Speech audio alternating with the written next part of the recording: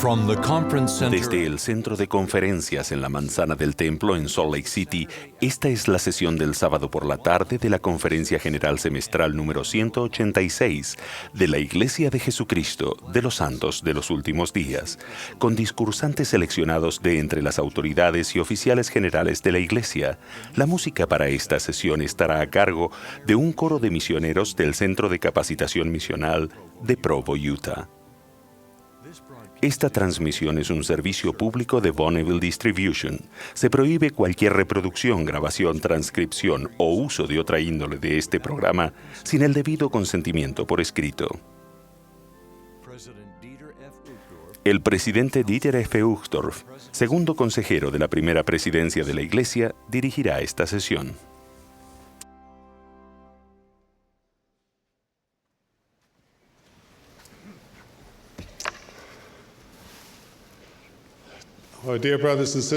Estimados hermanos y hermanas, les damos la bienvenida a la sesión del sábado por la tarde de la Conferencia General Semestral número 186 de la Iglesia de Jesucristo de los Santos de los Últimos Días.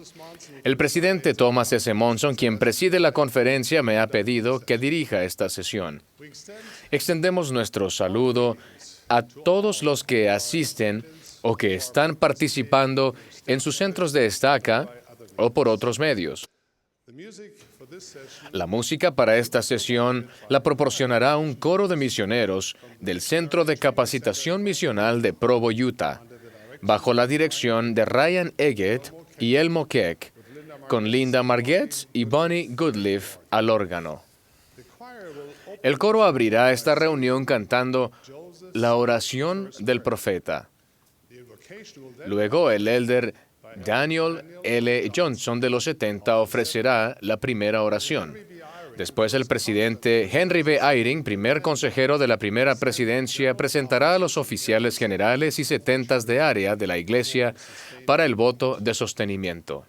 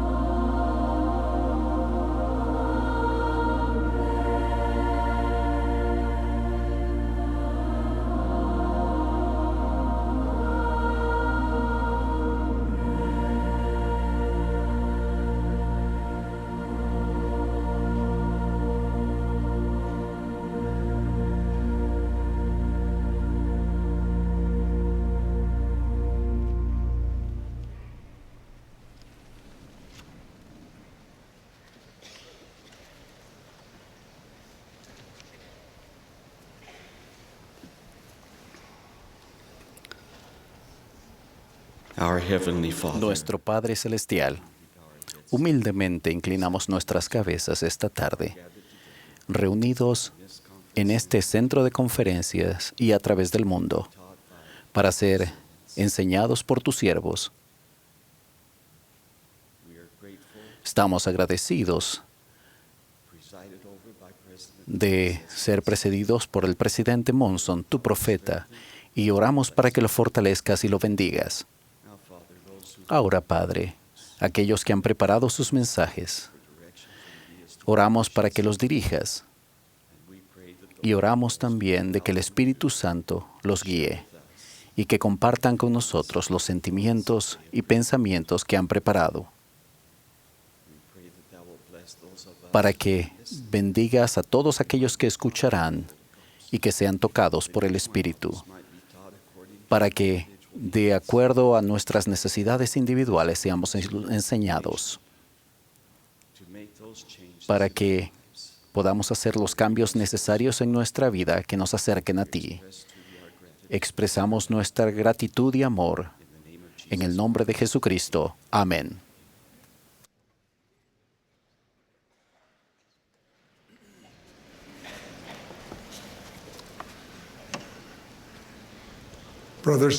Hermanos y hermanas, el presidente Monson me ha invitado a presentarles los nombres de los oficiales generales y setentas de área de la Iglesia para su voto de sostenimiento. Se propone que sostengamos a Thomas Spencer Monson como profeta, vidente y revelador, y como presidente de la Iglesia de Jesucristo de los Santos de los Últimos Días, a Henry Bennion Eyring como primer consejero de la primera presidencia y a Dieter Friedrich Uchtdorf como segundo consejero de la primera presidencia. Los que estén a favor pueden manifestarlo. Los que estén en contra pueden manifestarse. Se propone que sostengamos a Russell M. Nelson como presidente del Quórum de los 12 Apóstoles y a los siguientes como miembros de dicho quórum: Russell M. Nelson, Dallin H. Oaks, M. Russell Ballard, Robert D. Hales, Jeffrey R. Holland, David A. Bednar, Quentin L. Cook, D. Todd Christofferson, Neil L. Anderson, Ronald E. Rasband, Gary E. Stevenson y Dale G. Renland. Los que estén a favor, sírvanse manifestarlo. Los que estén en contra pueden manifestarlo. Se propone que sostengamos a los consejeros de la primera presidencia y al quórum de los 12 apóstoles como profetas, videntes y reveladores. Todos los que estén a favor, sírvanse manifestarlo. Contrarios si los hay, con la misma señal. Se propone que relevemos y agradezcamos por su distinguido servicio a los elders Daniel L. Johnson, Jairo Mazagardi, Kent F. Richard y Francisco J. Viñas como 70 autoridades generales y se les otorgue el estatus de autoridades eméritas. Hacemos notar el servicio del elder Per G. Malm, que falleció el 26 de julio de este año. Expresamos nuestro amor y sentidas condolencias a la hermana Malm, a sus hijos y nietos. Los que deseen unirse a nosotros para expresar gratitud a estos hermanos por su excelente servicio, tengan a bien manifestarlo. Se propone que relevemos a Alan R. Walker como 70 de área. Los que deseen expresar agradecimiento al hermano Walker por su servicio, sírvanse manifestarlo. Se propone que sostengamos a los siguientes hermanos como 70 de área: Banu K. Hirinan Dani y Sandino Román. Todos los que estén a favor, sírvanse manifestarlo. Los que estén en contra, si los hay, sírvanse manifestarlo. Se propone que sostengamos a las demás autoridades generales, 70 de área y presidencias de las organizaciones auxiliares tal cual se encuentran actualmente constituidas. Los que estén a favor, manifestarlo, y contrarios si los hay, con la misma señal. Presidente Monson, el voto ha sido registrado. Invitamos a los que se hayan opuesto a cualquiera de los sostenimientos propuestos que se pongan en contacto con su presidente de estaca. Hermanos y hermanas, les agradecemos sus continuas oraciones y fe a favor de los líderes de la Iglesia.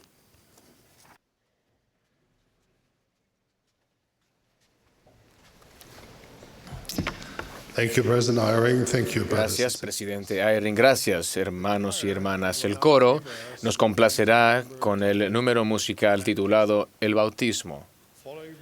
Después del himno, escucharemos al elder Quentin L. Cook y al elder Gary E. Stevenson del Quórum de los 12 Apóstoles.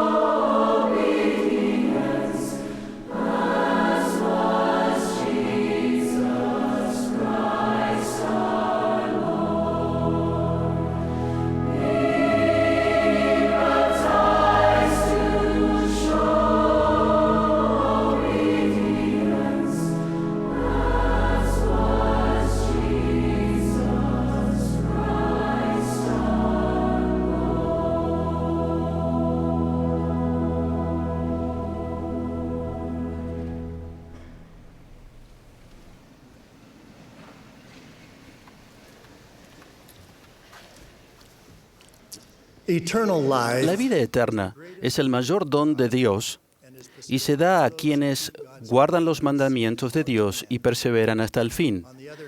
Pero la vida eterna con nuestro Padre Celestial se niega a los que no son valientes en el testimonio de Jesús.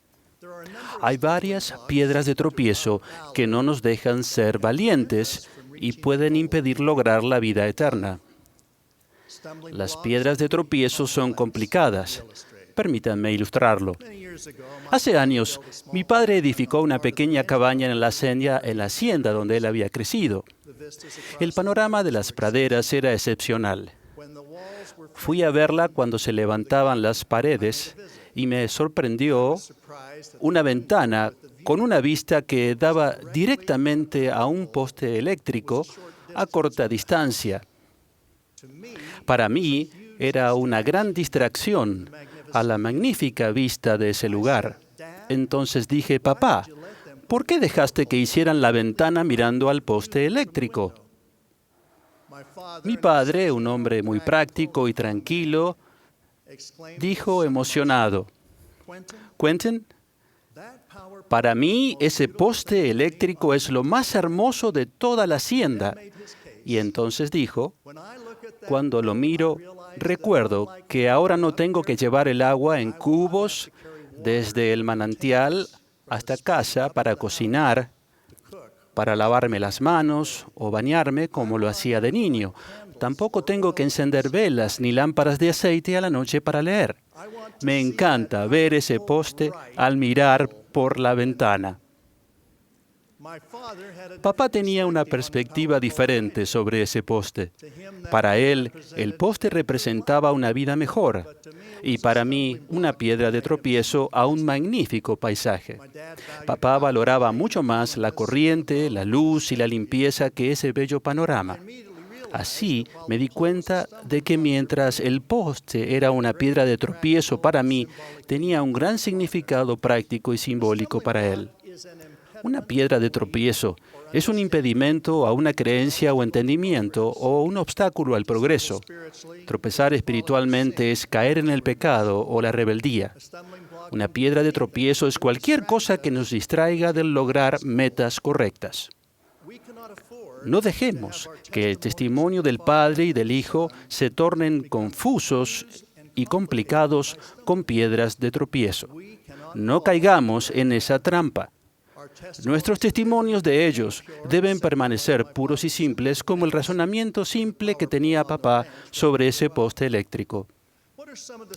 ¿Cuáles son algunas piedras de tropiezo que confunden y complican el testimonio puro y simple del Padre y del Hijo e impiden que seamos valientes en ese testimonio? Una piedra de tropiezo es las filosofías de los hombres. Nos comprometemos a lograr todo tipo de conocimiento y creemos que la gloria de Dios es la inteligencia, pero sabemos que la estrategia preferida del adversario es desviar a la gente de Dios y causarle tropiezo poniendo énfasis en las filosofías de los hombres y no en el Salvador ni sus enseñanzas. El apóstol Pablo era un testigo firme de Jesucristo por una experiencia milagrosa con el Salvador que cambió su vida. Los antecedentes singulares de Pablo lo prepararon para relacionarse con gente de muchas culturas. Le encantaba la simplicidad franca de los tesalonicenses y la tierna compasión de los filipenses. Rápidamente se dio cuenta de que era más difícil relacionarse con los griegos, que eran intelectuales y sofisticados. En Atenas, intentó un enfoque filosófico y fue rechazado. Con los corintios, decidió simplemente enseñar la doctrina de Cristo crucificado.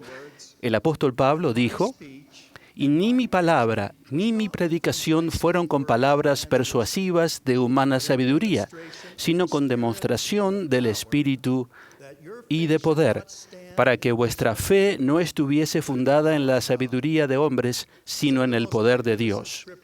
Algunos de los relatos más extraordinarios del Salvador y su misión se explican en 1 Corintios. El capítulo 15 ha recibido atención mundial por las presentaciones de El Mesías de Handel. La obra incluye doctrina profunda del Salvador.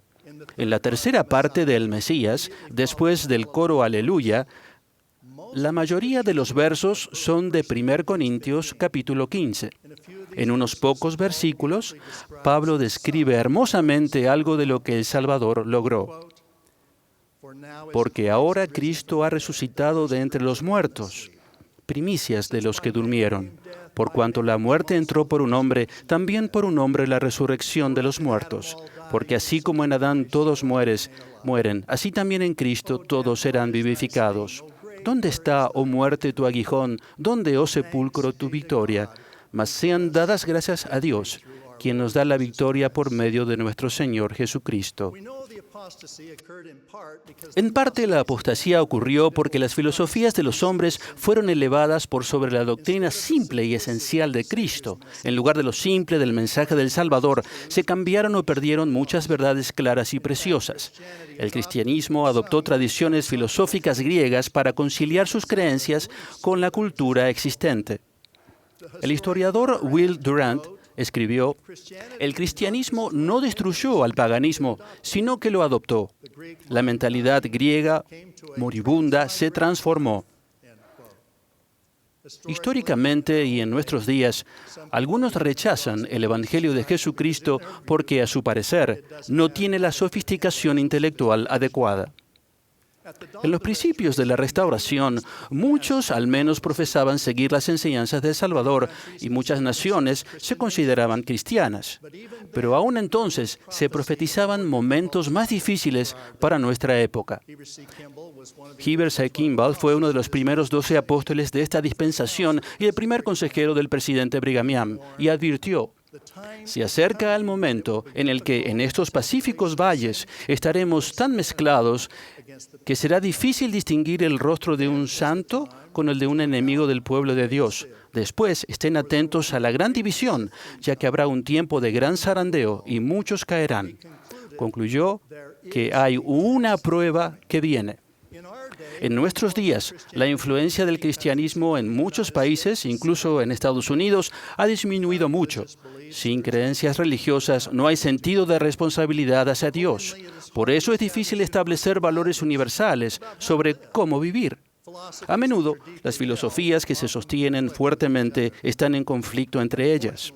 Lamentablemente, esto ocurre con ciertos miembros de la Iglesia que pierden su rumbo y son influenciados por las opiniones del momento, muchas de las cuales, obviamente, no son correctas. De acuerdo con la profecía de Heber C. Kimball, el elder Neil A. Maxwell dijo en 1982, mucha de esa división ocurrirá debido a conductas de las que no nos arrepentimos. Algunos cederán en lugar de perseverar hasta el fin. Otros serán engañados por apóstatas. De igual modo, otros se ofenderán. Y así, cada dispensación tiene sus propias piedras de tropiezo. Otra piedra de tropiezo es rehusarse a ver el pecado como lo que en verdad es. Un aspecto único y problemático de esta época es que muchos participan en conductas pecaminosas, pero rehúsan considerarlas como tal. No sienten remordimiento ni deseos de reconocer su conducta como moralmente incorrecta. Incluso algunos profesan tener una creencia en el Padre y el Hijo, y erróneamente creen en la postura de que un Padre Celestial amoroso no impondrá consecuencias a conductas contrarias a sus mandamientos. Esa era la postura de Coriantón, el hijo de Alma e Hijo, en el Libro de Mormón. Coriantón había tenido una conducta inmoral grave y Alma le aconsejaba para bien. Qué bendecidos somos, pues el gran profeta Alma, quien personalmente había experimentado el más tenebroso abismo y la maravillosa luz, registró la instrucción que le dio. En el capítulo 39 de Alma leemos cómo él aconsejó a su hijo mediante el proceso del arrepentimiento y después explicó cómo Cristo vino a quitar el pecado. Le aclaró a Coriantón la necesidad del arrepentimiento porque nada impuro puede heredar el reino de Dios. Alma 42 tiene algunas de las doctrinas más admirables de la expiación de todas las Escrituras. Alma ayudó a Coriantón a entender que no es una injusticia que el pecador sea consignado a un estado de miseria, pero le dijo que comenzando con Adán, un Dios misericordioso ha dado un tiempo para arrepentirse, porque sin el arrepentimiento se habría frustrado el gran plan de salvación. Alma también estableció que el plan de Dios es un plan de felicidad. Las enseñanzas de Alma son muy útiles, pues he aquí la justicia ejerce todos sus derechos y también la misericordia reclama cuanto le pertenece, y así nadie se salva sino los que verdaderamente se arrepienten. Viéndolas como lo que son realmente, las gloriosas bendiciones del arrepentimiento a las enseñanzas del Salvador son sumamente importantes. No es malo ser claros, como Alma lo fue con Coriantón, sobre las consecuencias de las elecciones pecaminosas y la falta de arrepentimiento. A menudo se ha dicho, tarde o temprano todos tenemos que enfrentar las consecuencias. La extraordinaria y celestial bendición de la expiación del Salvador es que mediante el arrepentimiento se borra la conducta pecaminosa. Después del arrepentimiento de Coriantón, Alma concluyó, quisiera que no dejaras que te perturbaran más estas cosas, y solo deja que te preocupen tus pecados con esa zozobra que te conducirá al arrepentimiento. Traspasar lo señalado es una piedra de tropiezo. El profeta Jacob se refirió a los judíos de la antigüedad como un pueblo de dura cerviz, quienes a pesar de la claridad mataron a los profetas y procuraron cosas que no podían entender. Por tanto, a causa de su ceguedad, la cual vino por traspasar lo señalado, es menester que caigan. Aunque hay muchos ejemplos de traspasar lo señalado, uno importante de nuestros días es el extremismo. El extremismo del Evangelio es cuando uno eleva cualquier principio del Evangelio sobre otro igualmente importante y toma una postura que va más allá o es contraria a las enseñanzas de los líderes de la Iglesia. Un ejemplo es cuando uno defiende añadiduras, cambios o un énfasis preferente a una parte de la palabra de sabiduría. Otro es la preparación costosa para posibles situaciones para el fin del mundo. En ambos ejemplos, se alienta a los demás a aceptar interpretaciones personales. Si convertimos una ley de salud o cualquier otro principio en una forma de fanatismo religioso, estamos traspasando lo señalado. Hablando de doctrina importante, el Señor ha dicho, quien declare más o menos que esto no es de mí.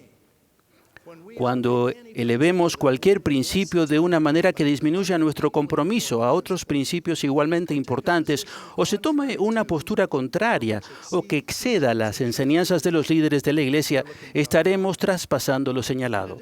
Algunos miembros elevan causas, muchas de las que son buenas, a un estado superior a la doctrina básica del Evangelio. Sustituyen su devoción a las causas como su primer compromiso y relegan su compromiso hacia el Salvador y sus enseñanzas a una posición secundaria. Si elevamos cualquier cosa sobre nuestra devoción al Salvador, si nuestra conducta lo reconoce a Él simplemente como otro maestro y no como el divino Hijo de Dios, entonces estamos traspasando lo señalado. Jesucristo es lo señalado. La sección 76 de Doctrina y Convenios aclara que ser valientes en el testimonio de Jesús es la prueba sencilla y esencial entre quienes heredarán las bendiciones del reino celestial y los que heredarán un reino menor como el terrestre. Para ser valientes, debemos centrarnos en el poder de Jesucristo y su sacrificio expiatorio para superar la muerte y, mediante el arrepentimiento, limpiarnos del pecado y seguir la doctrina de Cristo. También necesitamos la luz y el conocimiento de la vida y enseñanzas del Salvador para guiarnos en el camino del convenio, incluyendo las ordenanzas sagradas del templo. Debemos ser firmes en Cristo, deleitarnos en su palabra y perseverar hasta el fin. Si vamos a ser valientes en nuestro testimonio de Jesús, debemos evitar las piedras de tropiezo que atrapen e impidan el progreso de muchos que por lo demás serían hombres y mujeres honorables. Tengamos la determinación de estar siempre a su servicio. Mientras buscamos conocimiento, evitemos las filosofías de los hombres que disminuyen nuestro compromiso hacia el Salvador. Veamos el pecado como lo que es y aceptemos la expiación del Salvador mediante el arrepentimiento. Evitemos traspasar lo señalado. Centrémonos en Jesucristo, nuestro Salvador y Redentor, y sigamos su doctrina. Mi padre vio ese poste como un medio para dar corriente, luz y agua abundantes para cocinar y limpiar, lo que fue un peldaño para mejorar su vida. Un escritor sugiere que las piedras de tropiezo pueden convertirse en peldaños para un carácter noble que conduzca al cielo. Para nosotros, ser valientes en el testimonio de Jesús es un peldaño para calificar para la gracia del Salvador y el reino celestial. Jesucristo es el único nombre bajo el cielo por el cual podemos ser salvos. Les doy mi firme testimonio tanto de su divinidad como de su misión magistral en el plan del Padre, en el nombre de Jesucristo. Amén.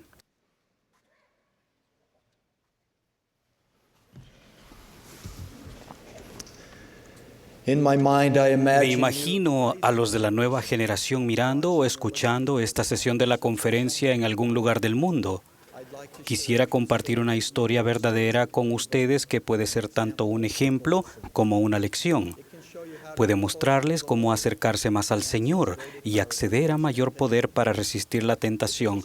Es la historia de una joven que vivía en Nueva York que antes de los 3 años de edad perdió a su padre cuando se hundió su embarcación en un lago. Ella, su madre, su hermano mayor y su hermana pequeña se mudaron a una ciudad en otro estado para vivir con sus tíos.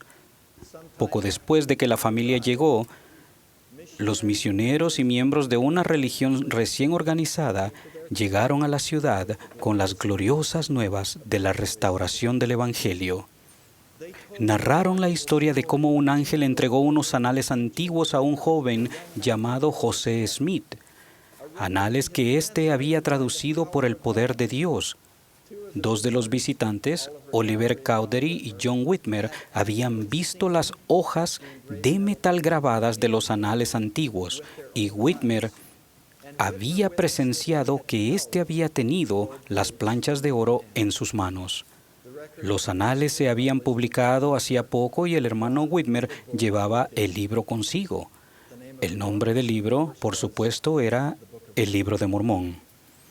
Cuando Mary, de 12 años, oyó a los misioneros hablar sobre el libro, experimentó un sentimiento especial en el corazón. Aunque el Libro de Mormón era grueso y tenía muchas páginas, Mary ansiaba leerlo. Cuando el hermano Whitmer partió, entregó un ejemplar del libro al hermano Isaac Morley, que era un amigo del tío de Mary y uno de los líderes locales de la nueva iglesia. Mary escribió: «Fui a casa del hermano Morley y pedí ver el libro. Este lo puso en mi mano y al verlo sentí tal deseo de leerlo que no pude abstenerme de preguntarle que me permitiera llevarlo a casa y leerlo. Dijo que él apenas había tenido tiempo para leer un capítulo y tan solo unos pocos hermanos lo habían visto, pero rogué tan fervientemente por él que por fin dijo: jovencita, si traes este libro a casa mañana antes del desayuno, te lo puedes llevar». Mary corrió a casa y estaba tan absorta en el libro que permaneció despierta casi toda la noche leyéndolo. A la mañana siguiente, cuando devolvió el libro, el hermano Morley dijo: «Me imagino que no habrás leído mucho y no creo que me puedas decir ni una palabra del libro». Mary permaneció erguida y repitió de memoria el primer versículo del Libro de Mormón. Luego le narró la historia del profeta Nefi. Mary escribió más adelante: «Él me miró sorprendido y dijo: hija, llévate el libro a casa y termínalo, yo puedo esperar». Poco tiempo después, Mary terminó de leer el libro y fue la primera persona de la ciudad en leerlo por completo. Supo que era verdadero y que provenía del Padre Celestial.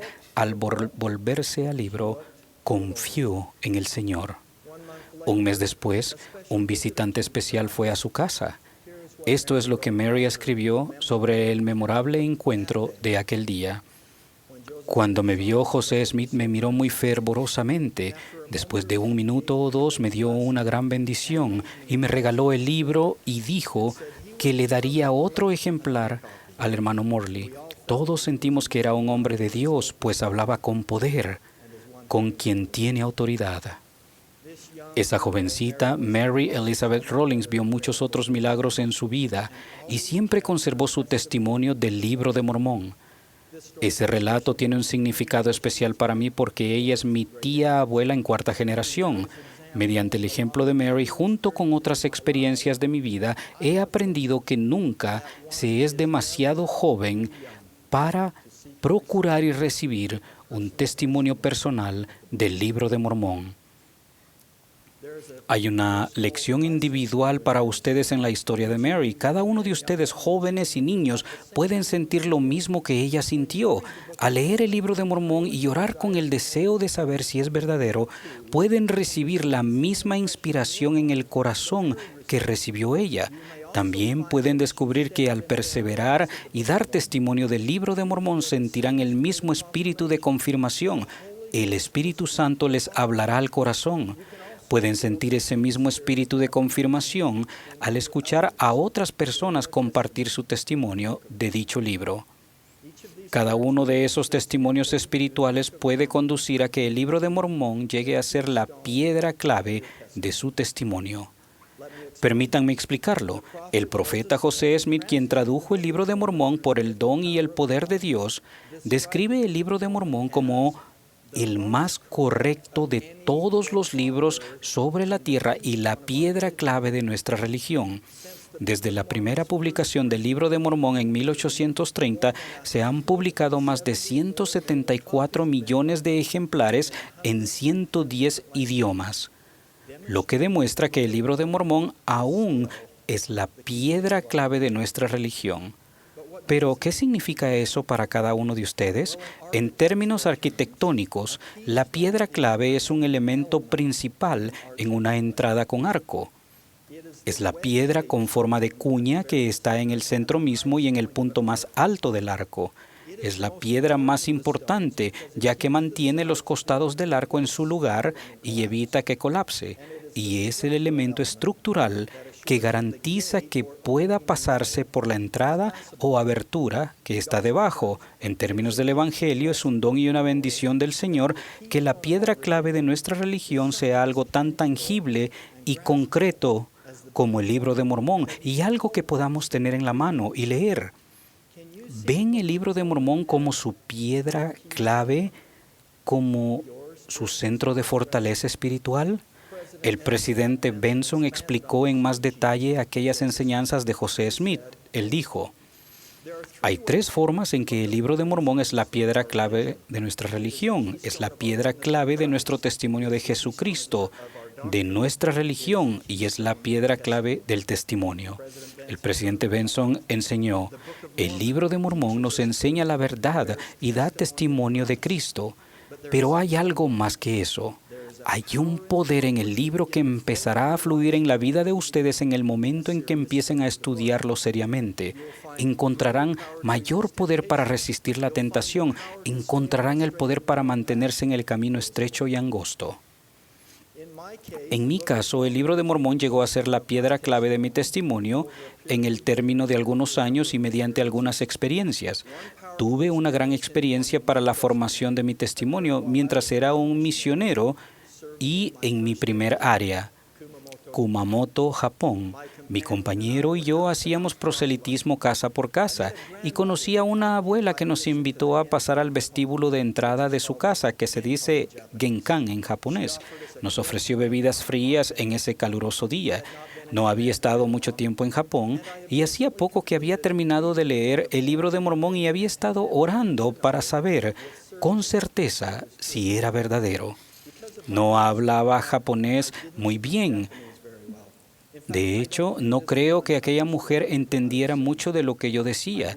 Comencé a enseñarle sobre el Libro de Mormón y a describir cómo José Smith recibió de un ángel antiguos anales grabados en planchas y cómo lo tradujo por el poder de Dios.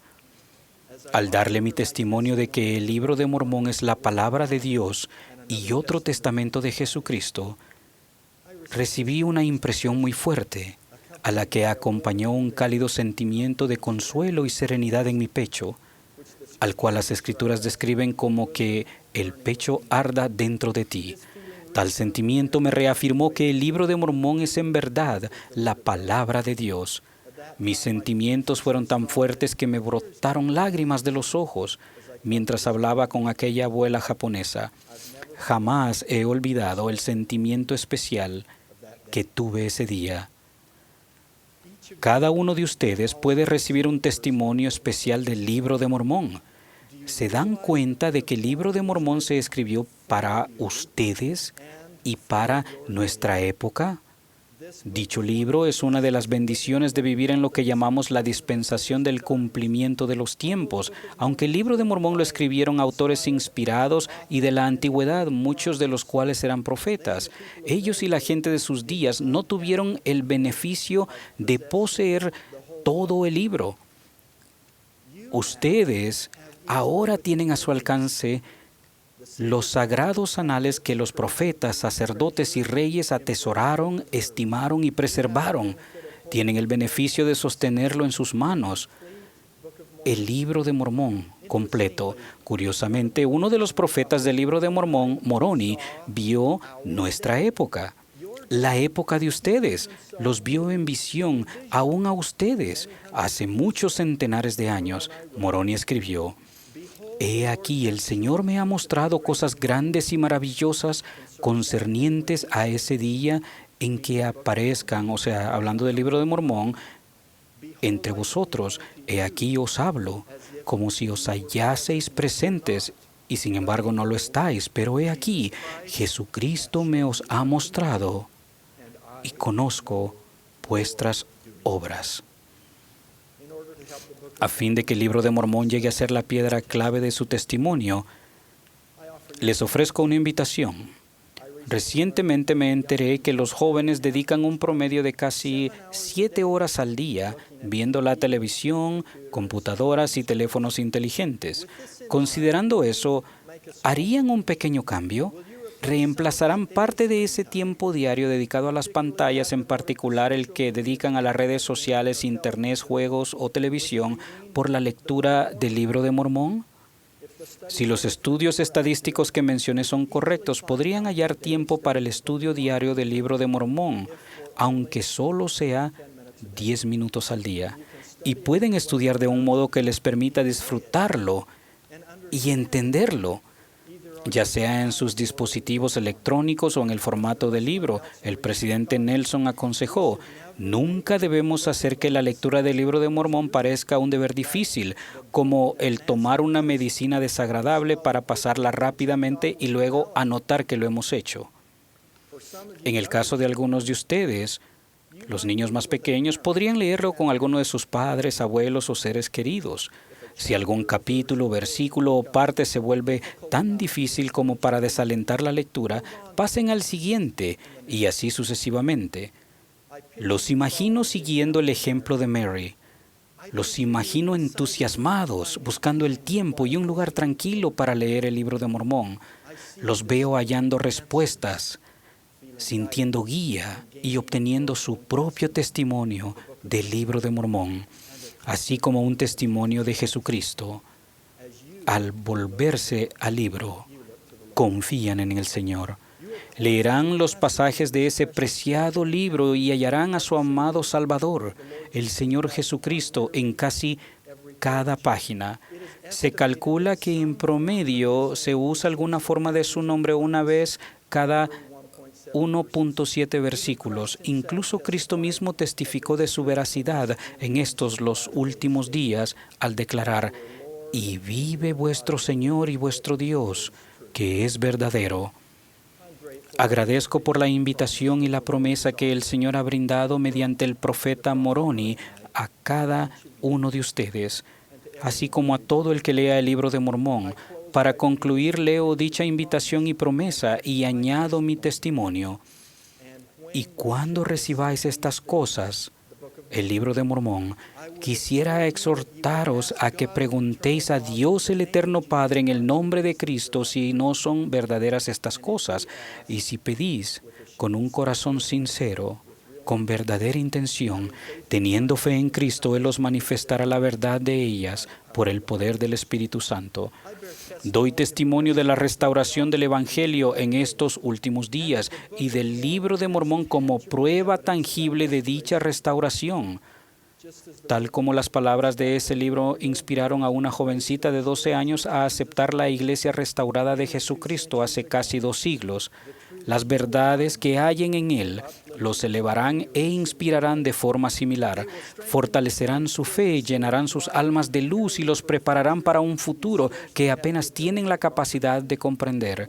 En las páginas del libro descubrirán el amor infinito y la gracia de Dios. Al esforzarse por seguir las enseñanzas que hallen allí, se multiplicará su gozo, aumentará su entendimiento y se les revelarán las respuestas que busquen a las muchas dificultades que presenta la vida terrenal. Al volverse al libro, confían en el Señor. El Libro de Mormón es la palabra revelada de Dios. De ello testifico con todo mi corazón y toda mi alma, en el nombre de Jesucristo. Amén.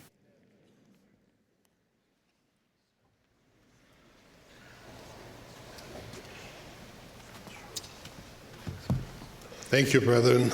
Gracias, hermanos.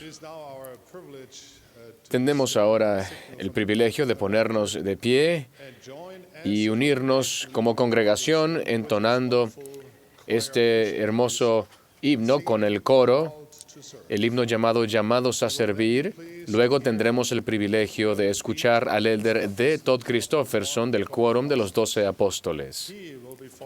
Le seguirán los élderes W. Mark Bassett y Kazuhiko Yamashita de los 70. El coro luego cantará "A donde me mandes, iré".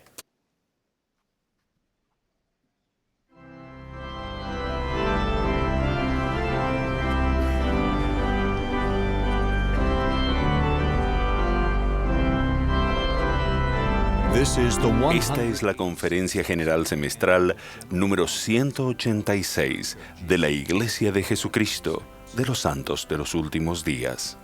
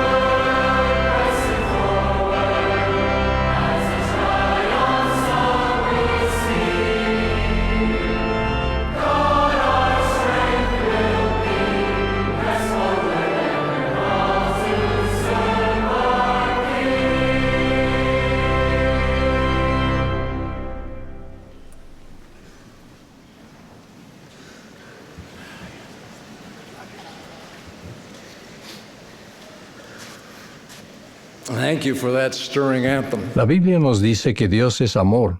Él es la personificación perfecta del amor. Y nosotros dependemos en gran medida del alcance universal y de la constancia de ese amor. Como lo ha expresado el presidente Thomas S. Monson, el amor de Dios está allí, ya sea que sientan que merezcan amor o no. Simplemente siempre está allí.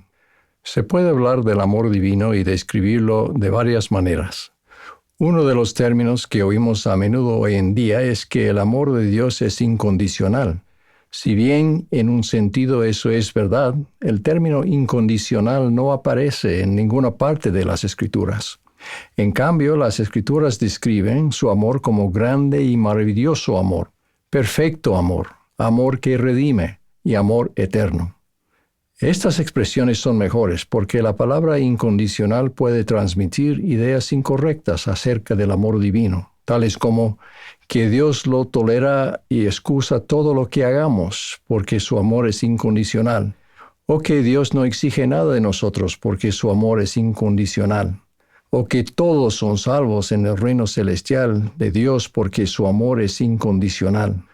El amor de Dios es infinito y perdurará para siempre. Pero lo que signifique para cada uno de nosotros dependerá de cómo respondamos a su amor. Jesús dijo, como el Padre me ha amado, así también yo os he amado. Permaneced en mi amor. Si guardáis mis mandamientos, permaneceréis en mi amor, así como yo he guardado los mandamientos de mi Padre y permanezco en su amor. Permanecer en el amor del Salvador significa recibir su gracia y ser perfeccionados por ella. Para recibir su gracia debemos tener fe en Jesucristo y guardar sus mandamientos, que incluye arrepentirnos de nuestros pecados, bautizarnos para la remisión de pecados, recibir el Espíritu Santo y permanecer en la senda de la obediencia. Dios siempre nos amará, pero Él no puede salvarnos en nuestros pecados. Recuerden las palabras de Amulek Sestrom, de que el Salvador no salvaría a su pueblo en sus pecados, sino de sus pecados, debido a que con el pecado somos impuros y que ninguna cosa impura puede heredar el reino del cielo, ni morar en la presencia de Dios. Y Cristo ha recibido poder que le ha sido dado del Padre para redimir a los hombres de sus pecados por motivo del arrepentimiento. Por tanto, ha enviado a sus ángeles para declarar las nuevas de las condiciones del arrepentimiento, el cual conduce al poder del Redentor para la salvación de sus almas.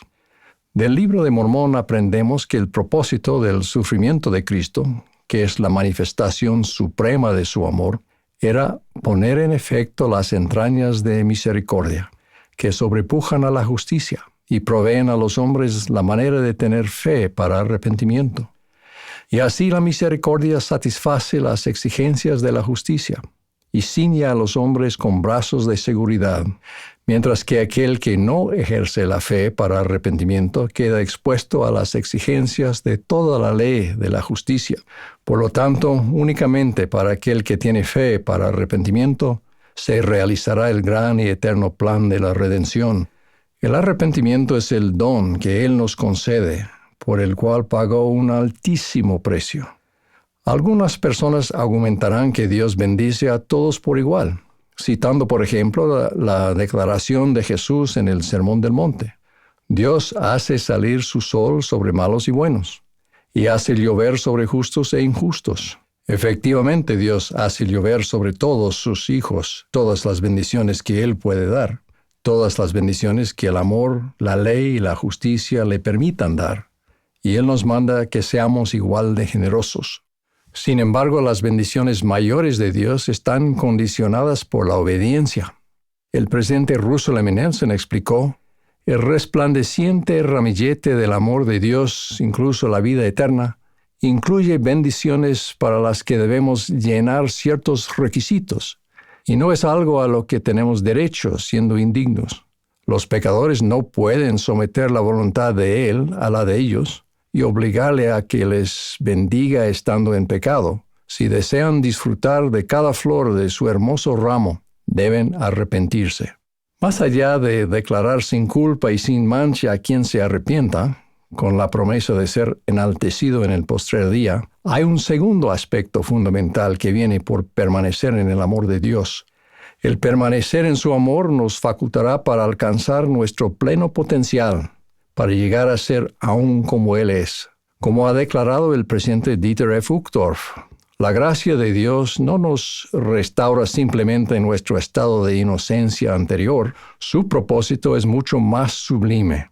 Él quiere que sus hijos e hijas lleguen a ser como Él. En este sentido, permanecer en el amor de Dios significa someterse plenamente a su voluntad. Significa aceptar su corrección cuando sea necesario, porque el Señor, al que ama, disciplina. Significa amarnos y servirnos los unos a los otros como Jesús nos ha amado y servido. Significa aprender a obedecer la ley de un reino celestial a fin de que podamos soportar una gloria celestial. Para que nuestro Padre Celestial pueda hacer de nosotros lo que podemos llegar a ser, Él nos suplica que nos sometamos al influjo del Santo Espíritu y nos despojemos del hombre natural, y nos hagamos santos por la expiación de Cristo el Señor, y nos volvamos como un niño, sumiso, manso, humilde, paciente, lleno de amor y dispuesto a someterse a cuanto el Señor juzgue conveniente infligir sobre él, tal como un niño se somete a su padre. El líder Dallin H. Oaks explicó lo siguiente: el juicio final no es simplemente una evaluación de la suma total de las obras buenas y malas, o sea, lo que hemos hecho. Es un reconocimiento del efecto final que tienen nuestros hechos y pensamientos, o sea, lo que hemos llegado a ser. La historia de Helen Keller es una especie de parábola que da a entender la forma en que el amor divino puede transformar un alma que está dispuesta. Helen nació en el estado de Alabama, Estados Unidos, en 1880. Cuando apenas tenía 19 meses, contrajo una enfermedad que no estaba diagnosticada, quedándose sorda y ciega. Ella era extremadamente inteligente y sentía frustración tratando de entender y buscarle sentido a las cosas a su alrededor. Cuando Helen percibió los movimientos de los labios de los miembros de su familia y comprendió que usaban la boca para hablar, se enfureció porque no podía seguir la conversación. A los 6 años, la necesidad de comunicarse que sentía Helen y su frustración se intensificaron a tal grado que sufría arrebatos de ira cada día y en ocasiones a cada hora. Los padres de Helen contrataron a una maestra para su hija, una mujer llamada Anne Sullivan. Así como tenemos en Jesucristo a alguien que comprende nuestras flaquezas, Anne Sullivan había sufrido sus propias duras adversidades, por lo que entendía las dolencias de Helen. A la edad de 5 años, Anne contrajo una enfermedad que le produjo dolorosas cicatrizaciones en la córnea que la dejaron prácticamente ciega. Por causa de su tenaz empeño, Anne logró ingresar en el Instituto Perkins para personas ciegas y de visión reducida, donde se destacó y logró su formación. Tras una operación quirúrgica, mejoró su visión, de modo que podía leer textos impresos. Cuando el padre de Helen Keller se puso en contacto con el Instituto Perkins para obtener una maestra para su hija, Anne fue seleccionada. Al principio no fue una experiencia agradable. Helen golpeaba, pellizcaba y pateaba a su maestra y hasta le quebró un diente. Finalmente, Anne tomó el control de la situación al mudarse junto con Helen a una pequeña cabaña en la finca de los Keller. Teniendo paciencia y una constancia firme, finalmente se ganó el corazón y la confianza de la niña. De la misma manera, cuando en lugar de resistirnos llegamos a confiar en nuestro Divino Maestro, Él puede trabajar con nosotros para iluminarnos y elevarnos a una nueva realidad. Para ayudar a Helen a aprender palabras, Anne deletreaba con su dedo en la palma de la mano de Helen los nombres de objetos familiares. Helen disfrutaba con este juego de dedos, pero no lo entendía, hasta el momento famoso en que Anne le deletreó la palabra A-G-U-A, mientras vertía agua en la mano de Helen. Helen escribió posteriormente: repentinamente sentí una conciencia nebulosa como de algo olvidado, y de alguna manera el misterio del lenguaje me fue revelado. Supe que A-G-U-A significaba ese algo maravilloso y fresco que fluía sobre mi mano. Esa palabra viviente despertó mi alma, le dio luz, esperanza, gozo y la liberó. Todo tenía un nombre, y cada nombre engendraba un nuevo pensamiento. Mientras regresábamos a la casa, cada objeto que yo tocaba parecía temblar de vitalidad. Al llegar a la edad adulta, Helen Keller llegó a ser conocida por su amor por la lengua, su habilidad como escritora y su elocuencia como oradora. Una película que representa la vida de Helen Keller muestra que sus padres se dan por satisfechos con la labor de Anne Sullivan tras haber domesticado a su hija salvaje, al grado de que Helen ya podía sentarse educadamente a cenar, comer con normalidad y doblar su servilleta al final de la comida. Pero Anne sabía que Helen era capaz de mucho, mucho más y que tenía mucho que aportar. Asimismo, tal vez nosotros también nos sintamos bastante contentos con lo que hemos hecho en nuestra vida y que sencillamente somos lo que somos, mientras que nuestro Salvador comprende el potencial glorioso que nosotros apenas vemos por espejo oscuramente.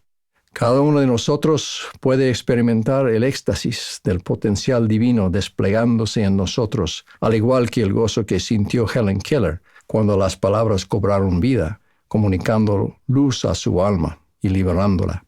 Cada uno de nosotros puede amar y servir a Dios y tener el poder de bendecir a nuestros semejantes.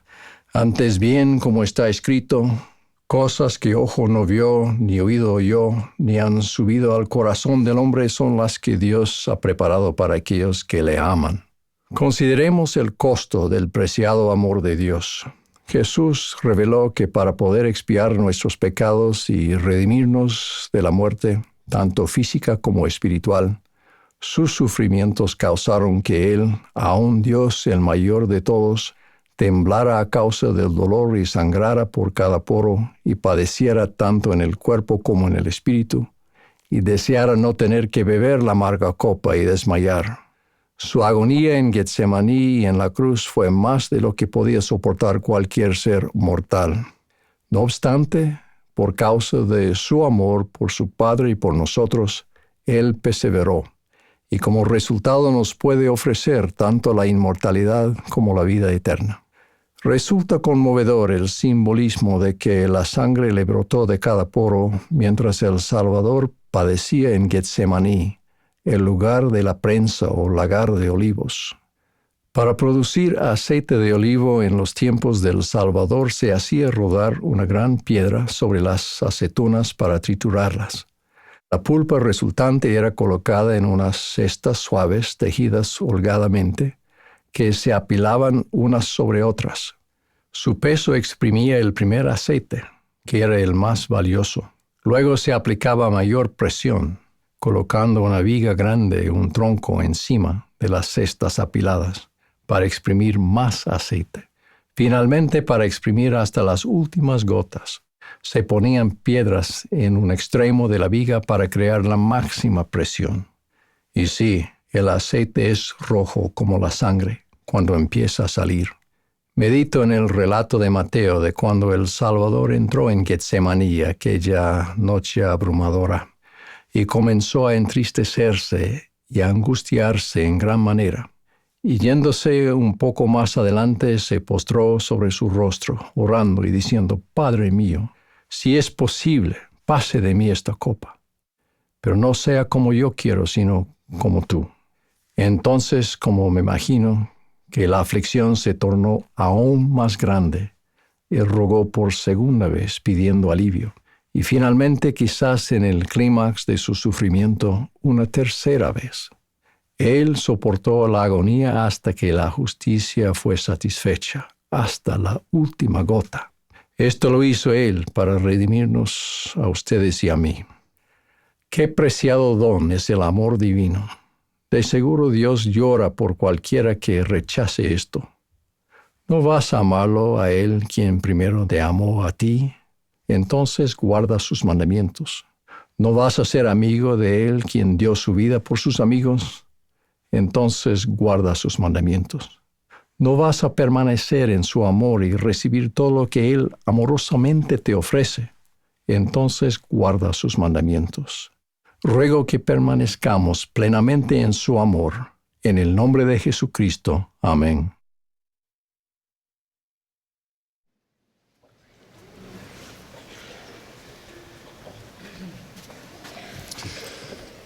Cuando era niño, mis padres recibieron un regalo que resultó fascinante para David, mi hermano menor, y para mí. El regalo era una réplica en miniatura de las planchas de oro que el profeta José Smith recibió del ángel Moroni. Recuerdo que esas planchas tenían más o menos 10 páginas con palabras escritas. Pero esas páginas no fue lo que captó nuestra atención. Habíamos crecido escuchando los relatos de la restauración. Sabíamos y habíamos cantado en la primaria sobre las planchas de oro ocultas en una montaña y que el ángel Moroni había entregado a José Smith. A medida que aumentaba la curiosidad de nuestra mente infantil, había una cosa que realmente queríamos ver. ¿Qué estaba escrito en la pequeña sección de esas planchas selladas, aseguradas con 2 pequeñas bandas de metal? Las planchas estuvieron sobre una mesita por varios días antes de que nuestra curiosidad nos llevó a hacer algo. Aunque entendíamos claramente que esas no eran las planchas que Moroni había entregado, queríamos ver la parte sellada. Así que en varias ocasiones, mi hermano y yo utilizamos un cuchillo pequeño, cucharas viejas y cualquier cosa que podíamos imaginar para abrir esa porción sellada de las planchas, lo suficiente para ver lo que contenían, pero no tanto como para romper las pequeñas bandas. Al menos éramos lo suficientemente listos como para no dejar rastros de las travesuras de nuestra curiosidad infantil. Pero para nuestra decepción y frustración, esos intentos de abrir las planchas siempre fracasaron. Todavía no sé qué había en esa parte sellada, pero lo vergonzoso de nuestra historia es que hasta el día de hoy no tengo idea de lo que estaba escrito en las páginas de metal. Solo me imagino que esas páginas contenían las historias de la restauración y los testimonios de José Smith y de los 3 y los 8 testigos que vieron las planchas que entregó Moroni. Desde la creación de la tierra, nuestro amoroso Padre Celestial ha proporcionado dirección, liderazgo e instrucción a sus hijos mediante profetas. Sus palabras se han transmitido mediante esos profetas y se han guardado como escrituras para nuestro desarrollo y aprendizaje. Nefi lo describió de esta manera: porque mi alma se deleita en las escrituras, y mi corazón las medita, y las escribo para la instrucción y el beneficio de mis hijos. He aquí, mi alma se deleita en las cosas del Señor, y mi corazón medita continuamente en las cosas que he visto y oído. Además, durante dispensaciones anteriores y en esta última dispensación del cumplimiento de los tiempos, los miembros dignos de la Iglesia del Señor han sido bendecidos con la compañía constante del Espíritu Santo, que nos ayuda con nuestro desarrollo y aprendizaje espirituales. Sabiendo la naturaleza diligente de mi hermano menor, me imagino que tal vez leyó todas las palabras escritas en las planchas de la casa de nuestros padres. Sin embargo, yo ignoré esas simples y preciadas verdades y en vez de ello concentré mis esfuerzos en buscar cosas que no estaban destinadas a ser reveladas. Tristemente, nuestro desarrollo y aprendizaje a veces se pueden demorar o incluso detener por el deseo erróneo de abrir las planchas. Esas acciones pueden llevarnos a procurar las cosas que no necesariamente hayan de comprenderse en ese momento, mientras que a la vez se haga caso omiso a las preciadas verdades que son para nosotros y para nuestras circunstancias. Las verdades que Nefi describió se escribieron para nuestro provecho e instrucción. Jacob, el hermano de Nefi, enseñó: He aquí, grandes y maravillosas son las obras del Señor. Cuán inescrutables son las profundidades de sus misterios, y es imposible que el hombre descubra todos sus caminos. Las palabras de Jacob nos enseñan que no podemos abrir las planchas y forzar los misterios de Dios para que nos sean revelados. Más bien, los misterios de Dios se despliegan entre nosotros, solo según su voluntad y por el poder del Espíritu Santo. Jacob continúa: y nadie hay que conozca sus sendas a menos que le sean reveladas. Por tanto, no despreciéis, hermanos, las revelaciones de Dios. Pues he aquí, por el poder de su palabra, el hombre apareció sobre la faz de la tierra. ¿Por qué pues no ha de poder mandar la tierra o la obra de sus manos sobre su superficie según su voluntad y placer? Por tanto, hermanos, no procuréis aconsejar al Señor, antes bien, aceptad el consejo de su mano. Para entender los misterios de Dios o aquellas cosas que se pueden entender solo por medio de la revelación, debemos seguir el ejemplo de Nefi, que dijo: y sucedió que yo, Nefi, siendo muy joven todavía, aunque grande de estatura y teniendo grandes deseos de conocer los misterios de Dios, clamé por tanto al Señor. Y he aquí que Él me visitó y enterneció mi corazón, de modo que creí todas las palabras que mi padre había hablado. El Señor mismo más adelante explicó que Nefi había ejercitado fe, buscado diligentemente con humildad de corazón y guardado sus mandamientos. El ejemplo de Nefi de buscar conocimiento incluye un deseo sincero, humildad, oración, confiar en el profeta y ejercer fe, diligencia y obediencia.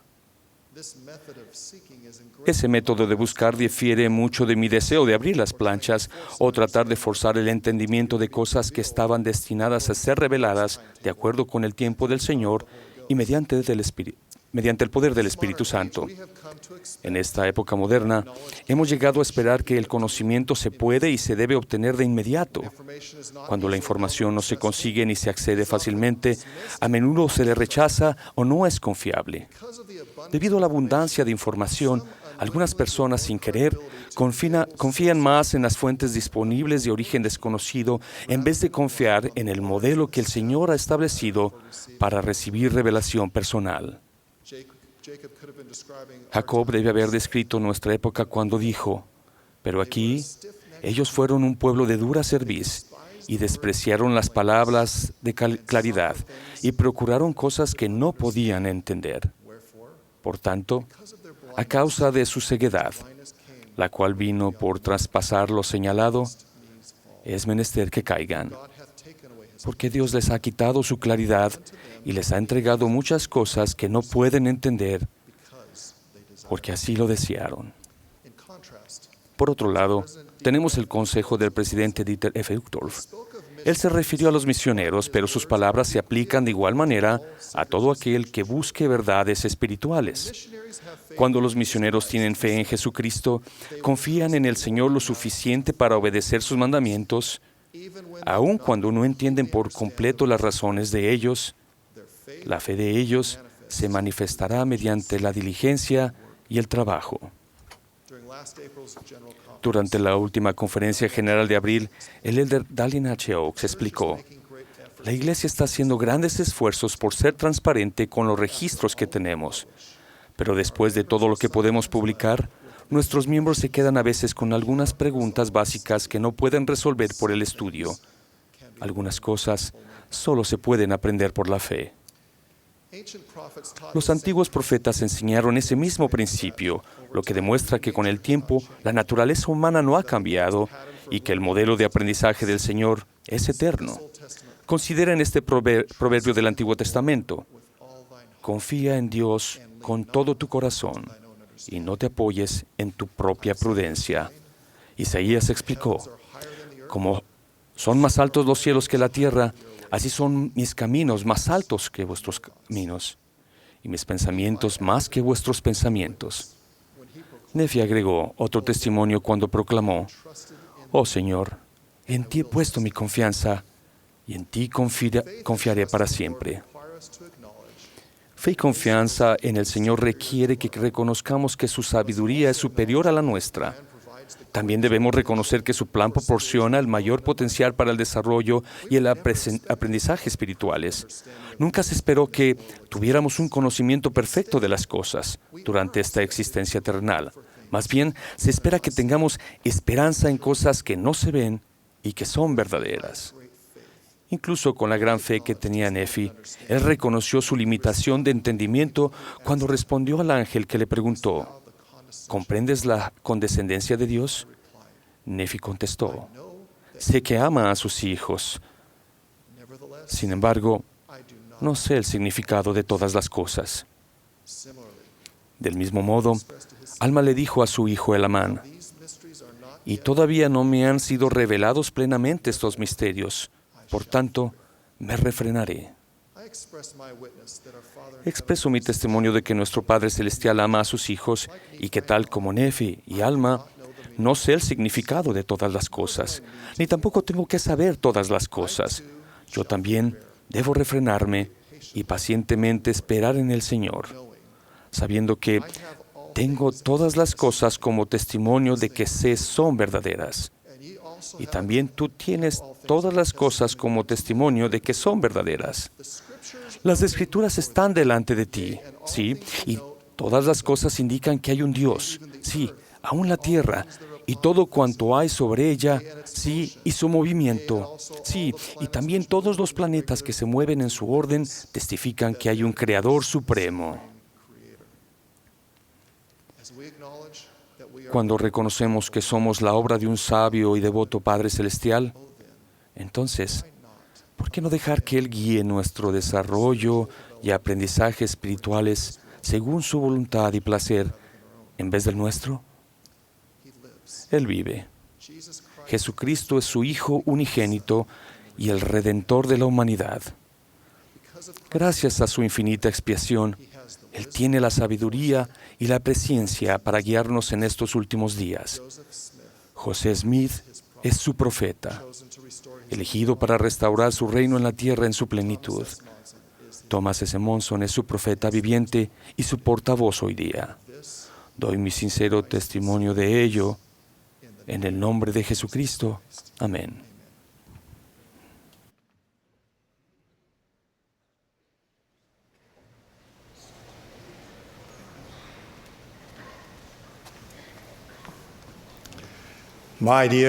Mis amados hermanos y hermanas, hoy quiero hablarles a los jóvenes de la iglesia, entre ellos nuestros maravillosos misioneros. Por supuesto, los hermanos y hermanas de corazón joven están cordialmente invitados a escuchar. El 21 de agosto pasado, el presidente Russell M. Nelson dedicó el hermoso templo de Sapporo, Japón. Este templo se edificó al norte del país, en un lugar llamado Hokkaido. Al igual que Utah, Hokkaido fue establecida por pioneros industriosos y trabajadores. En 1876, un prominente educador llamado William Clark se le invitó a ir a Hokkaido a enseñar. Aunque vivió en Japón solo 8 meses, su espíritu cristiano dejó una impresión perdurable en sus jóvenes estudiantes que no eran cristianos. Antes de irse, dio a sus alumnos un mensaje de despedida que ha quedado inmortalizado en una estatua de bronce. Él dijo: muchachos, tengan ambición por Cristo. El mandato de tener ambición por Cristo nos puede ayudar a dirigir nuestras decisiones cotidianas como santos de los últimos días. ¿Qué significa tener ambición por Cristo? Significa estar motivados, centrados y dedicados a su obra. Rara vez significará que se nos seleccione para recibir honor público. Tener ambición por Cristo significa que servimos fiel y diligentemente en nuestros barrios y ramas sin quejarnos y con corazones alegres. Los misioneros que prestan servicio en todo el mundo son bellos ejemplos de personas que en verdad tienen ambición por Cristo. Hace algunos años, la hermana Yamashita y yo prestamos servicio en la misión Nagoya, Japón. Nuestros misioneros tenían gran ambición por Cristo. Uno de ellos fue un joven llamado Elder Cowan. Al Elder Cowan le faltaba la pierna derecha por un accidente de bicicleta que había tenido en su niñez. Pocas semanas después de que entró en la misión, recibió una llamada de su compañero. La prótesis de pierna del Elder Cowan se había roto mientras iba en su bicicleta. Lo llevamos a un buen establecimiento de reparaciones y allí, en una habitación privada, le vi la pierna por primera vez y caí en cuenta de cuánto dolor había estado padeciendo. La repararon la prótesis y regresó a su área. No obstante, con el paso de las semanas, la prótesis volvió a romperse una y otra vez. El asesor médico de área recomendó que el Elder Cowan regresara a casa para que quizá lo reasignaran a otra misión. Yo me opuse a esa recomendación, ya que el Elder Cowan era un excelente misionero y tenía un profundo deseo de quedarse en Japón. Pero poco a poco, el Elder Cowan se fue acercando a su límite físico. A pesar de eso, no murmuró ni se quejó. De nuevo, se me aconsejó que el Elder Cowan se le debería permitir servir en un lugar donde no tuviera que andar en bicicleta. Medité sobre la situación. Pensé en el Elder Cowan y su futuro y oré al respecto. Sentí la impresión de que si el Elder Cowan debía regresar a casa y esperar que lo reasignaran. Lo llamé por teléfono, le expresé mi amor y preocupación y le comuniqué mi decisión. No dijo nada, pero solo lo oía sollozar del otro lado del teléfono. Le dije: Elder Cowan, no tiene que darme una respuesta ahora. Lo llamaré mañana. Por favor, considere mi recomendación con ferviente oración. Cuando lo llamé a la mañana siguiente, con humildad dijo que seguiría mi consejo. Durante la última entrevista que tuve con él, le pregunté: Elder Cowan, en la solicitud misional pidió que lo enviaran a una misión en la que no tuviera que usar bicicleta. Sí, presidente, lo hice, respondió. Elder Cowan, dije, se le llamó a la misión Japón-Nagoya, donde tendría que andar en bicicleta. ¿Se lo dijo a su presidente de estaca?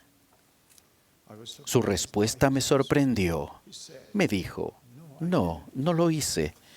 Tomé la decisión de que si allí era donde el Señor me llamó, iría al gimnasio y entrenaría mi cuerpo para poder montar en bicicleta. Al final de nuestra entrevista, con lágrimas en los ojos, me preguntó: Presidente Yamashita, ¿por qué vine a Japón? ¿Por qué estoy aquí? Sin vacilar le respondí: Elder Cowan, sé una de las razones por las que vino aquí. Vino para beneficio mío. He llegado a comprender que he estado prestando servicio junto a un gran joven y es una bendición conocerlo. Me alegra informarles que el Elder Cowan regresó a su amado hogar y fue reasignado para servir en una misión donde podía usar un auto para movilizarse. Estoy orgulloso no solo del Elder Cowan, sino de todos los misioneros del mundo que sirven voluntariamente sin murmurar ni quejarse. Gracias, élderes y hermanas, por su fe, su concentración y por tener una firme ambición por Cristo. El Libro de Mormón contiene muchos relatos de personas que tenían ambición por Cristo. Alma hijo perseguía a la iglesia y a sus miembros cuando era joven. Más tarde, experimentó un impresionante cambio de corazón y fue un potente misionero. Buscó la guía del Señor y bendijo a sus compañeros al prestar servicio junto a ellos.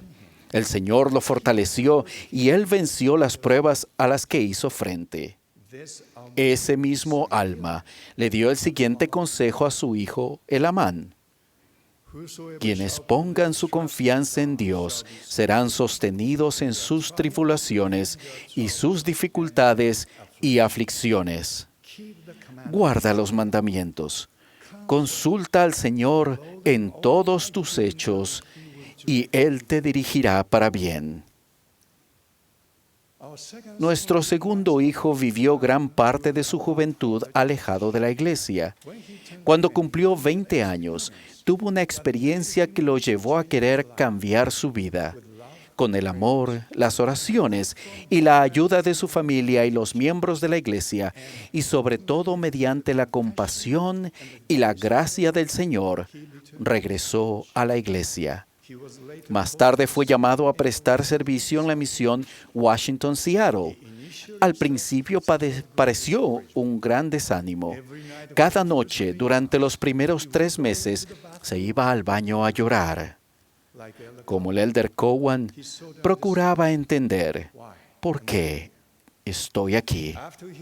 Tras servir durante 1 año, recibimos un correo electrónico que fue la respuesta a nuestras oraciones. Decía: ahora realmente siento el amor de Dios y de Jesús. Voy a esforzarme por llegar a ser como los profetas de la antigüedad. Aunque también estoy pasando muchas dificultades, soy verdaderamente feliz. Servir a Jesús es lo mejor de lo mejor. No hay nada más maravilloso que esto. Soy tan feliz. Él sentía lo mismo que Alma. Y, oh, qué gozo y qué luz tan maravillosa fue la que vi. Sí, mi alma se llenó de un gozo tan profundo como lo había sido mi dolor. En la vida pasamos por pruebas, pero si tenemos ambición por Cristo, podemos centrarnos en Él y sentir gozo, incluso en medio de ellas. Nuestro Redentor es el ejemplo supremo. Él entendía su misión sagrada y fue obediente a la voluntad de Dios, el Padre. ¡Qué bendición única es la de recordar su maravilloso ejemplo cada semana al participar de la Santa Cena! Mis queridos hermanos y hermanas, tenemos ambición por Cristo cuando servimos fielmente. Aceptamos con humildad. Perseveramos con valentía, oramos con fervor y participamos dignamente. Tenemos ambición por Cristo cuando aceptamos nuestras dificultades y pruebas con paciencia y con fe, y hallamos gozo en el sendero de nuestros convenios. Testifico que el Señor los conoce. Conoce sus luchas y preocupaciones. Conoce sus deseos de servirlo con devoción y sí, con ambición. Que Él los guíe y los bendiga al hacerlo, en el nombre de Jesucristo. Amén.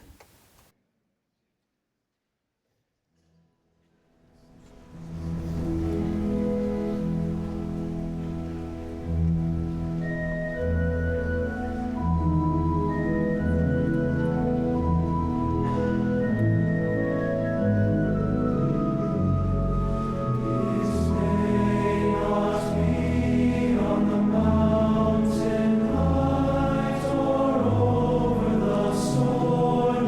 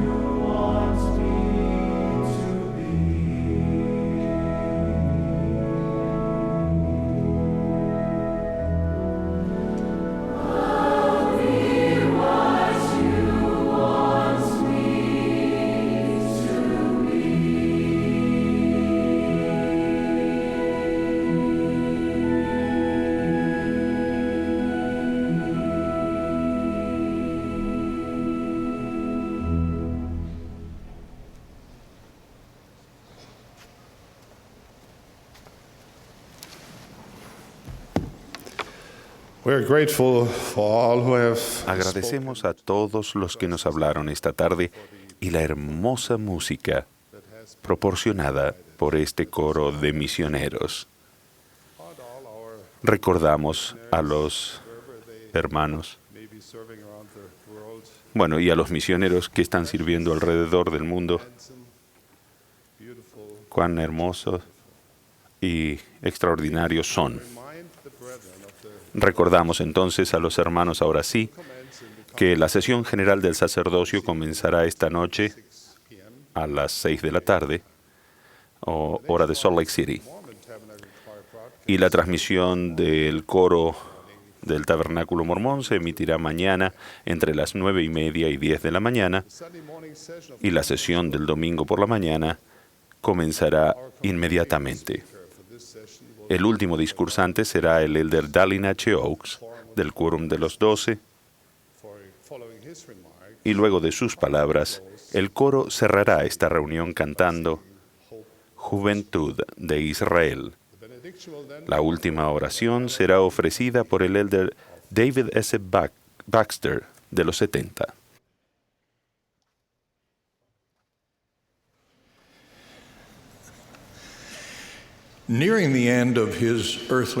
Hacia el final de su ministerio terrenal, nuestro Salvador Jesucristo mandó a sus discípulos: por tanto, id y haced discípulos a todas las naciones, e id por todo el mundo y predicad el Evangelio a toda criatura.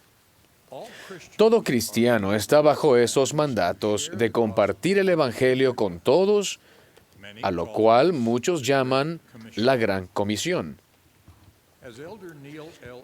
Como dijo el elder Anderson en la sesión de la mañana, los santos de los últimos días están entre los más comprometidos a esta gran responsabilidad. Deberían estarlo porque todos sabemos que Dios ama a todos sus hijos y que en estos últimos días Él ha restaurado conocimiento y poder adicionales de vital importancia a fin de bendecirlos. El Salvador nos enseñó a amar a todos como hermanos y hermanas. Y honramos esa enseñanza al compartir el testimonio y el mensaje del Evangelio restaurado entre todas las naciones, lenguas, tribus y pueblos. Eso es parte fundamental de lo que significa ser santo de los últimos días, y lo consideramos como un privilegio que nos llena de gozo. ¿Qué podría llenarnos más de gozo que compartir las verdades de la eternidad con los hijos de Dios? Actualmente contamos con muchos recursos para compartir el Evangelio que no estaban disponibles en generaciones anteriores.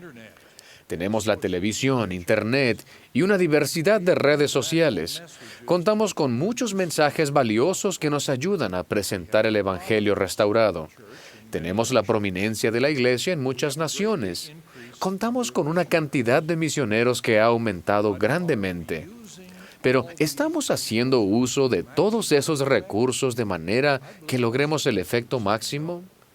Considero que la mayoría de nosotros diría que no.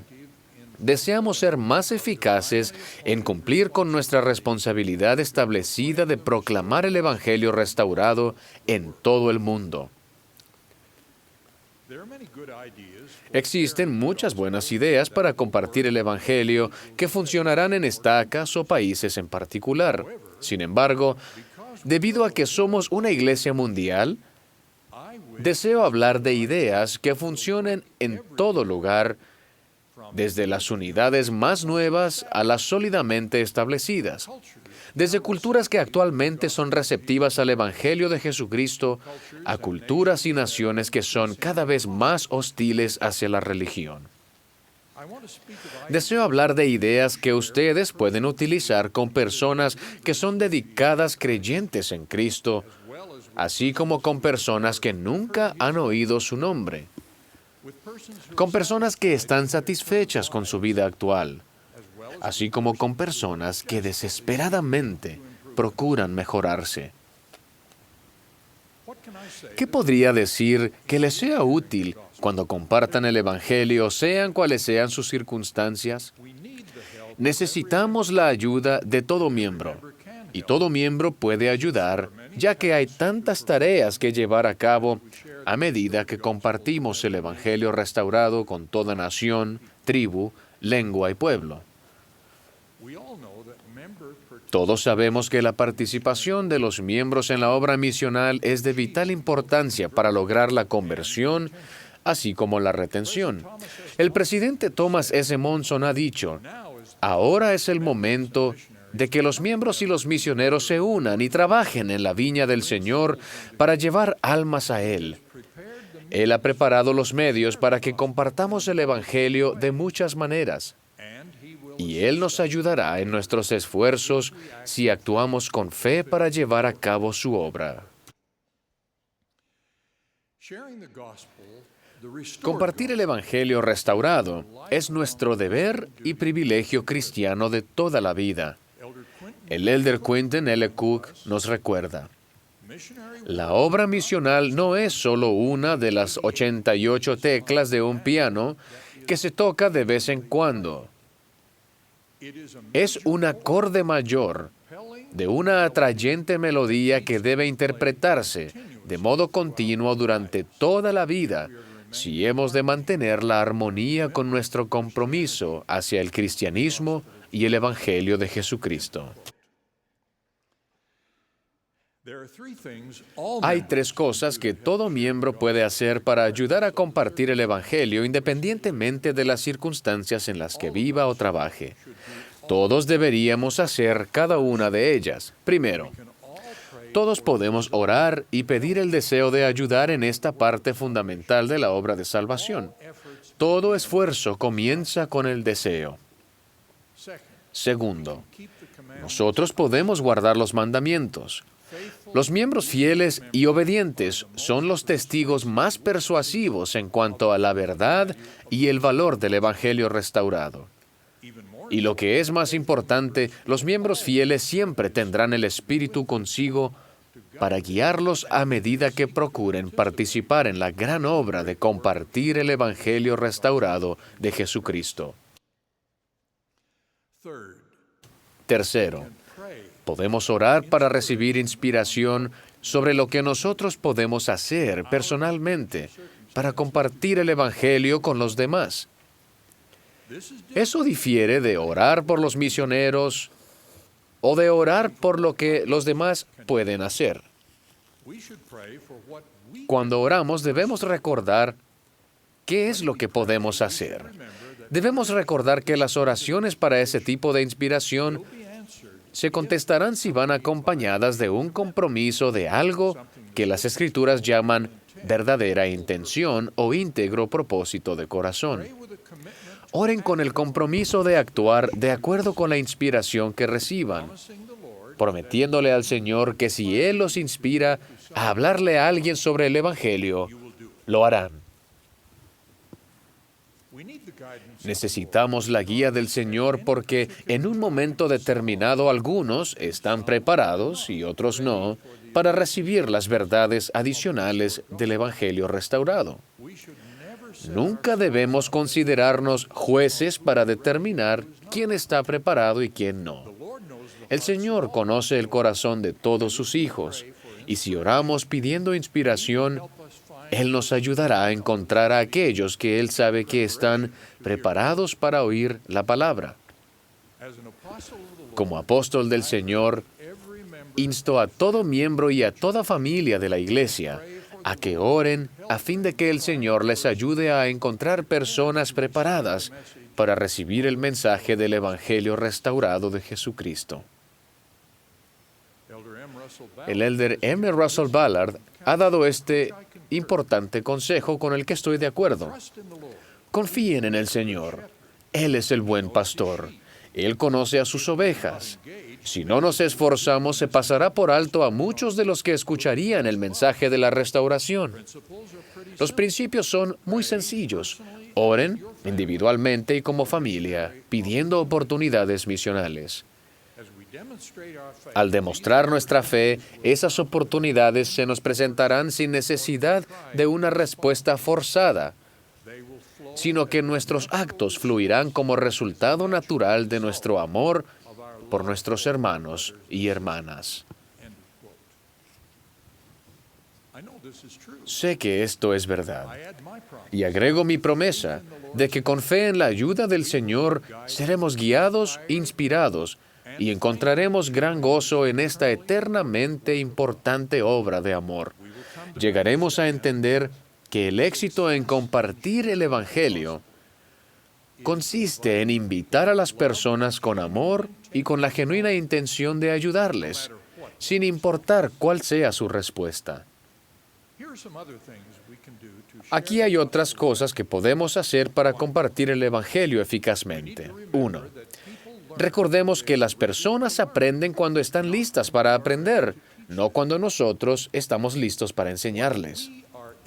En lo que nosotros nos interesamos, como las importantes enseñanzas doctrinales de la Iglesia restaurada, generalmente no es en lo que los demás se interesan.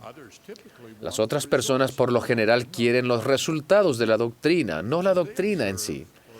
A medida que observan o perciben los efectos del Evangelio restaurado de Jesucristo en nuestra vida, sienten el Espíritu y comienzan a interesarse en la doctrina.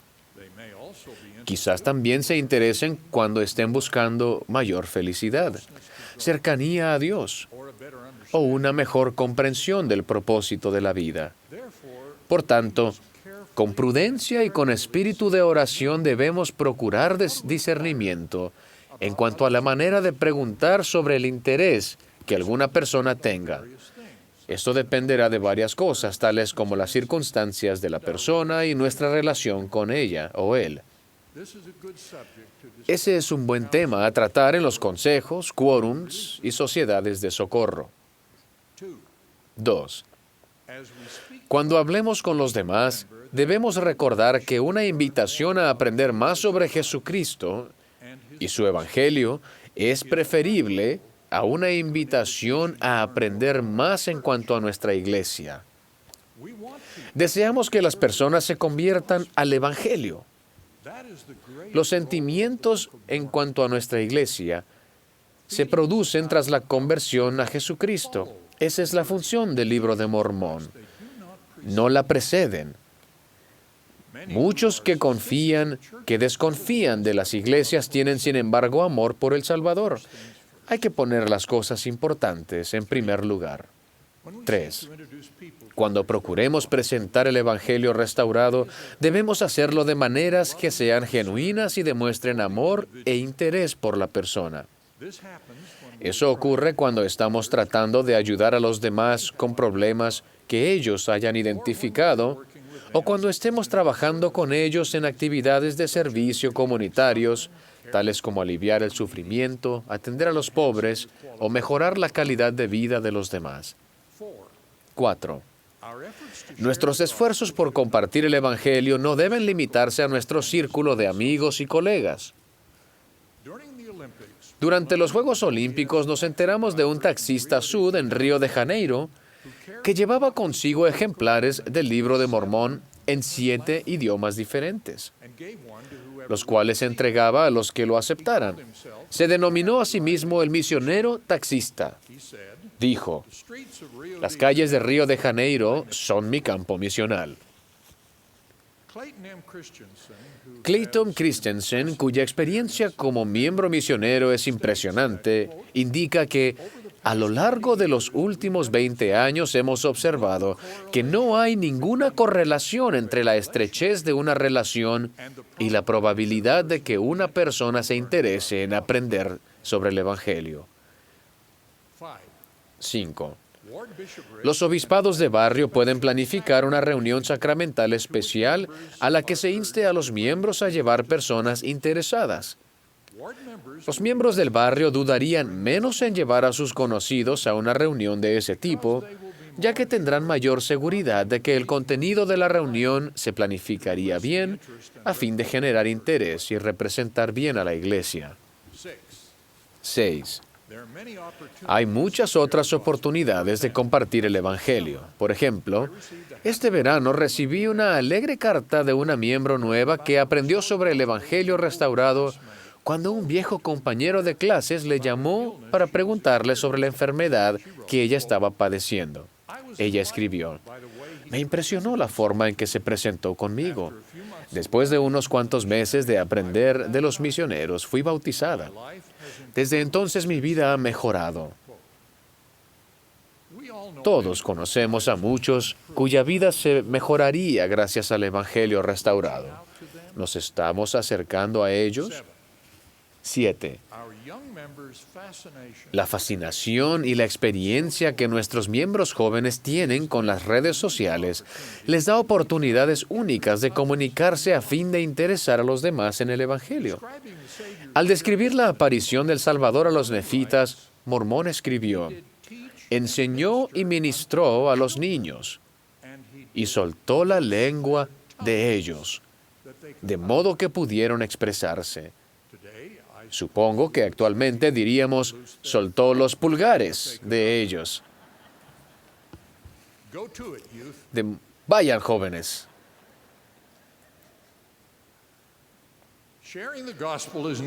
Compartir el Evangelio no es una carga, sino un gozo. Lo que llamamos la obra misional de los miembros no es un programa, sino una actitud de amor y participación para ayudar a los demás. Es también una oportunidad de ser testigos de lo que sentimos en cuanto al Evangelio restaurado del Salvador. Como dijo el Elder Ballard, la evidencia más significativa de nuestra conversión y de la forma en que nos sentimos con respecto al Evangelio en nuestra vida es el deseo que tengamos de compartirlo con los demás. Testifico que Jesucristo es la luz y la vida del mundo. Su Evangelio restaurado nos ilumina el camino en la vida terrenal. Su expiación nos da la seguridad de la vida después de la muerte y la fortaleza para perseverar hacia la inmortalidad. Su expiación nos da la oportunidad de que se nos perdonen nuestros pecados y bajo el glorioso plan de salvación de Dios, de que reunamos los requisitos para la vida eterna, el mayor de todos los dones de Dios. En el nombre de Jesucristo. Amén.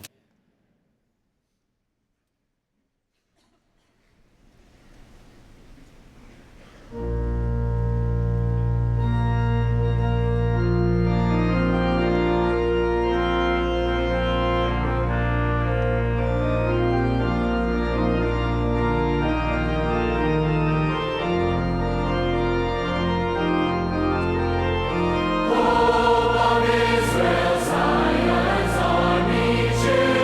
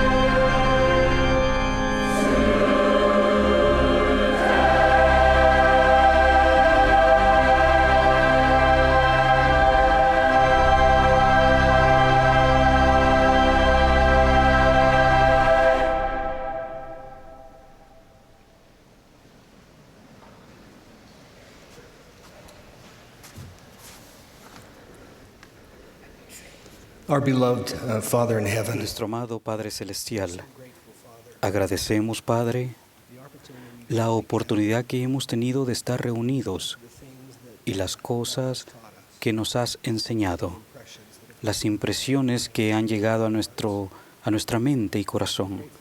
Agradecemos, Padre, a los profetas, videntes y reveladores, especialmente a nuestro amado profeta Thomas S. Monson, ya que tú sabes que oramos por él. Sentimos el gran honor al estar presentes cuando el Evangelio ha sido restaurado y predicar de tu Hijo Jesucristo a todo el mundo, de que tenemos un entendimiento muy claro de su expiación. Agradecemos que podemos defender el honor del profeta José Smith y dar testimonio de la plenitud del Evangelio y de la veracidad del Libro de Mormón. Por favor, ayúdanos a ser diferentes, Padre, después del día de hoy y de mañana. Ayúdanos a actuar, a cambiar, especialmente a que seamos más amables y nos preocupemos por el prójimo. Ayúdanos a encontrar a aquellos que están teniendo desafíos o que han perdido aquella manera o la vista hacia ti para que podamos ayudarles y recordar que ellos son nuestros hermanos y hermanas. Padre, te amamos y estamos ansiosos que llegue el día de estar frente a ti y sentir tus brazos, y lo decimos en el nombre de Jesucristo. Amén.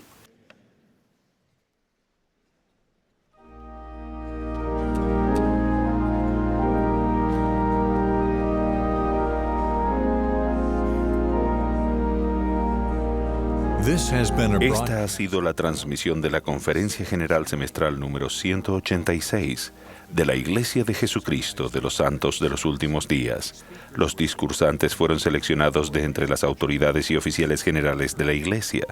La música para esta sesión estuvo a cargo de un coro de misioneros del Centro de Capacitación Misional de Provo, Utah. Esta transmisión es un servicio público de Bonneville Distribution. Se prohíbe cualquier reproducción, grabación, transcripción o uso de otra índole de este programa sin el debido consentimiento por escrito.